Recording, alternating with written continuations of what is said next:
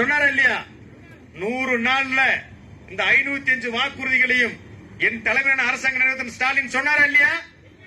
சொன்னார்ல. அந்த 505 வாக்குறுதிகள்ல வரிசை எண் 27 இருந்து 110 வரைக்கும் 83 வாக்குறுதி விவசாயிகளுக்காக கொடுத்தது. எத்தனை வாக்குறுதி?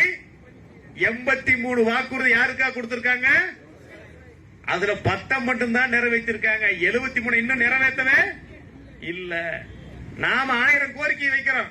ஏக்கராக்கு 10,000 ரூபாய் வீடு, பூந்தோட்ட கனெக்ஷன் பூரா எங்களுக்கு நீ உரிமை மின்சார கணக்கில் கொண்டு வான்னு சொல்றான். ஆனா அவன் சொன்னதை அவன் செஞ்சிருக்கானா? செய்யாத ஓட்டு போட ரெடியா இருக்கே இல்லையா? சத்தமே வரல. எல்லாம் திமுக போய் காசு வாங்கிட்டீங்களா? புரியுதா உங்களுக்கு? ஆக நமக்கு 83 வாக்குறுதியை கொடுத்துட்டு முதல்வர் ஓட்டு கேட்டு வரும்போது என்ன கேட்கணும்? என்னாச்சு என்னாச்சு சொன்னது என்னாச்சுன்னு கேட்கணும். கேட்கலாமா?